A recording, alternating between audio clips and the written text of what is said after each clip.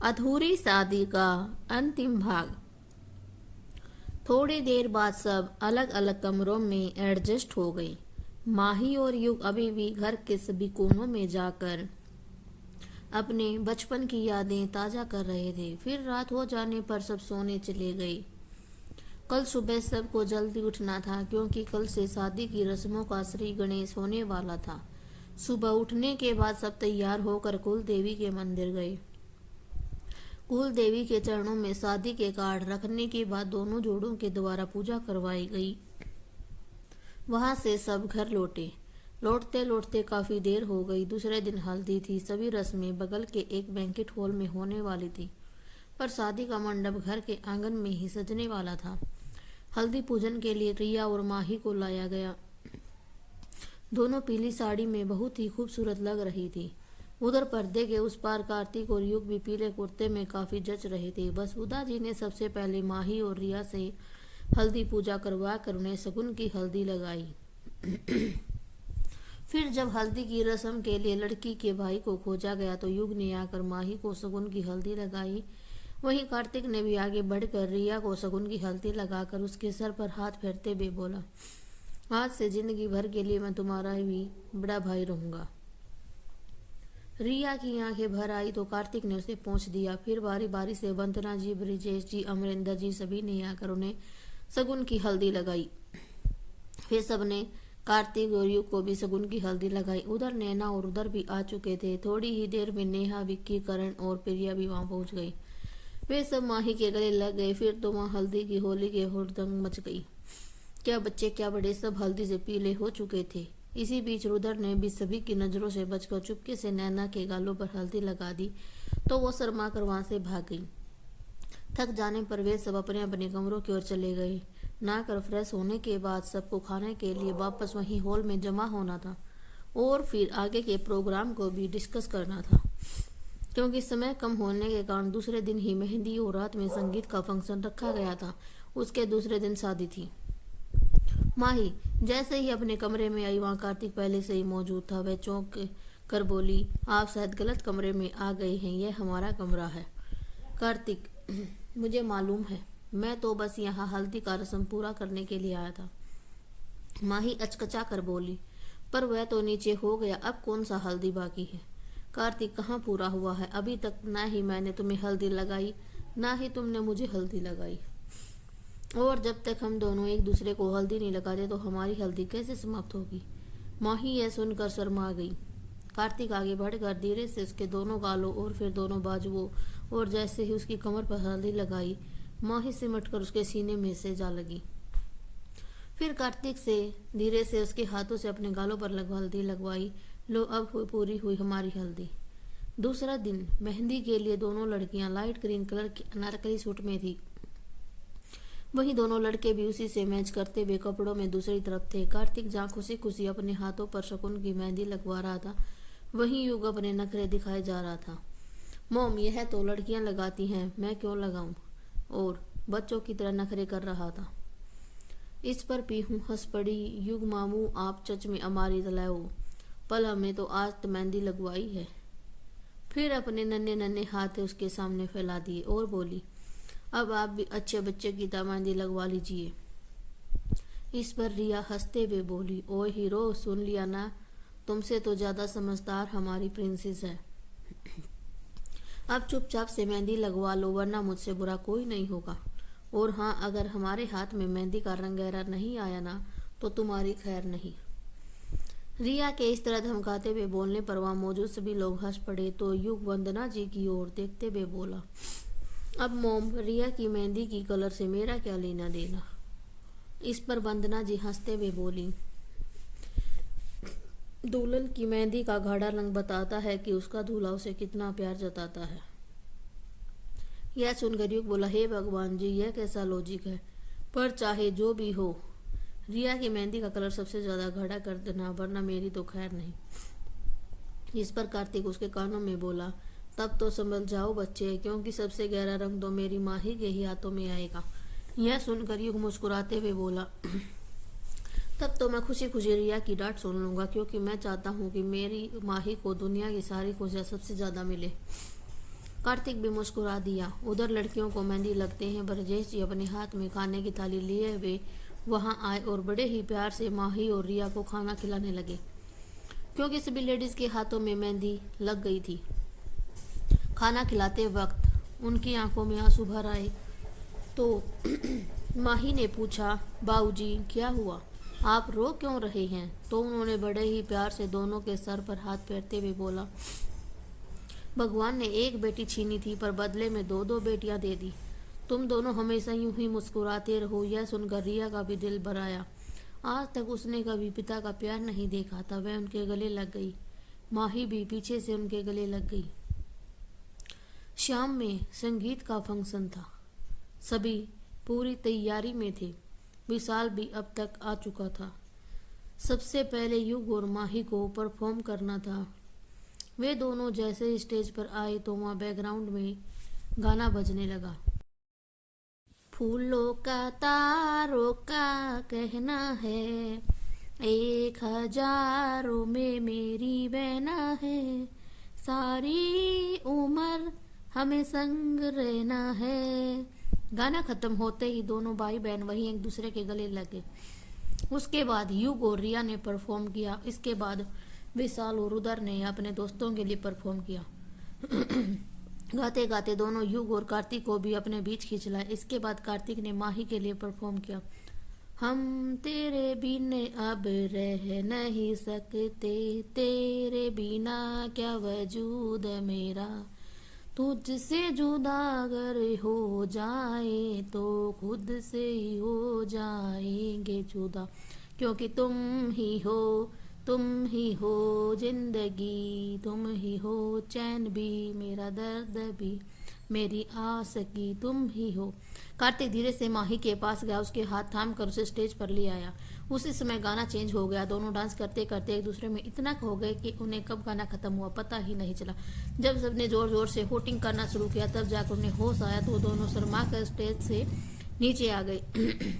इसके बाद नैना, रुदर, रेहा, विक्की, प्रिया, करण ने मिलकर एक सोलो डांस पर परफॉर्म किया, जिसमें नैना ने धीरे धीरे रिया और युग और माही, कार्तिक को भी शामिल कर लिया। इस प्रकार पूरे धमाल के साथ संगीत प्रोग्राम संपन्न हो गया। दूसरे दिन शादी थी। इसी बीच मीडिया में इस शादी की खबर फैल चुकी थी। रिया के ताऊजी ने जब उसकी शादी में इतने परिवार में होने की खबर सुनी तो वे लोग भी शादी में शामिल होने के लिए लखनऊ पहुंच गए। पूरे परिवार ने उन लोगों का स्वागत किया। ताई जी आगे बढ़कर सबको दिखा दिखा कर रिया को लाड लगा रही थी, पर रिया इससे इरिटेट हो रही थी। शाम में दोनों दुल्हन सज सवर कर जब जयमाला के लिए स्टेज पर आई तो सभी की नजरें उसी पर ठहर गई। दोनों दुल्हने गोल्डन कलर के लहंगे पर सुर्ख रेड कलर की चुन्नी डाले काफी खूबसूरत लग रही थी। वहीं दोनों दूल्हे भी गोल्डन कलर की शेरवानी में काफी हैंडसम लग रहे थे। जयमाला के बाद उन्हें मंडप पर लाया गया। वसुधा जी और ब्रिजेश जी ने माही का कन्यादान किया। वहीं जब रिया के कन्यादान के लिए उसके ताई जी आगे आए तो उसने उन्हें वहीं रोक दिया। माही ने जब उससे पूछा तो बोली, नहीं माही, आज ये लोग मेरी शादी में नहीं बल्कि सिंह परिवार की छोटी बहू की शादी में आए हैं। भाई ने तो एंगेजमेंट के लिए भी ने फोन किया था ना, तुम्हें तो याद होगा कि इन लोगों ने क्या जवाब दिया था कि इनके परिवार में रिया नाम की कोई लड़की नहीं, तो फिर आज मैं कैसे इन्हें अपना कन्यादान का हक दे सकती, बल्कि यह हक तो मैंने कब का ना तुमको दे दिया है। क्योंकि हर रिश्ते की महत्व और प्यार तो मैंने बस तुमसे ही पाया है। तुम्हारे ही कारण तो मुझे माता पिता भाई बहन सबका प्यार मिला। सभी एक दूसरे की ओर देखने लगे। फिर सबने सहमति में सर हिलाया। थोड़ी देर बाद कार्तिक माही का हाथ पकड़कर 7 फेरों के लिए खड़ा हुआ। उसने माही के हाथ थामते ही 7 फेरों का वचन लिया। उसके बाद जब उसने माही की मांग में सिंदूर भरा तो उसकी आंखें छलक आई, जिसे वसुधा जी ने अपने आंचल से पोंछ दिया। पंडित जी ने जब शादी संपन्न होने की बात कही तो वे दोनों आगे बढ़कर रिया का कन्यादान करने के लिए बैठ गए और उन दोनों के बीच 7 फेरे और सिंदूर दान की विधि संपन्न हुई। उसके बाद दोनों जोड़ों को ध्रुव तारा दिखाया गया। फिर चारों ने सभी बेड के पैर छुए और सबका आशीर्वाद लिया। थोड़ी ही देर में सुबह की लाली फैल गई। दोनों जोड़ों को थोड़ी देर के लिए आराम करने दिया गया। फिर उन्हें लेकर सभी कुल देवी के मंदिर गए। जहां उनसे पूजा करवाया गया। उसके बाद सभी मुंबई के लिए निकल गए। वसुधा जी और ब्रिजेश जी भी दिल्ली निकल गए। मुंबई घर पहुंचकर वंदना जी ने दोनों जोड़ों को दरवाजे पर ही रोक दिया और 2 कलशों में चावल भरकर उनके सामने रखा। उसे गिराकर फिर अलता भरे थाल में पैर डालकर दोनों बहुओं को अंदर आने के लिए बोला। माही को यह सब देखकर पहली बार वाली बात याद आ गई। कार्तिक ने जब उसके चेहरे को देखा तो समझ गया। उसने माही का हाथ थाम लिया और उसे अंदर लाया। चारों मंदिर में जाकर माता रानी का आशीर्वाद लिए। फिर वंदना जी और अमरिंदर जी को प्रणाम किया। इसके बाद कार्तिक ने अपना वादा पूरा करते हुए माही को अपनी गोद में उठाकर उसे अपने कमरे में ले गया। आज 4 साल बाद कार्तिक ने भी उस कमरे में पैर रखा था। कमरा पूरी तरह सजा हुआ था। चारों ओर खुशबू वाले कैंडल और गुलाब की पंखुड़ियां सजी हुई थी। सामने दीवार पर उन दोनों की एक बड़ी सी तस्वीर लगी थी। यह सब नैना, रुद्र और विशाल ने मिलकर किया था। वे लोग शादी के तुरंत बाद ही लखनऊ से लौट आए थे और माही, कार्तिक, युग, रिया के कमरे तैयार करवाए थे। माही कमरे की सजावट देखकर शर्मा गई। कार्तिक ने गले लगी। कार्तिक उसे धीरे से बेड पर बैठाया और बोला, माही, इस कमरे ने इस पल का बहुत इंतजार किया था।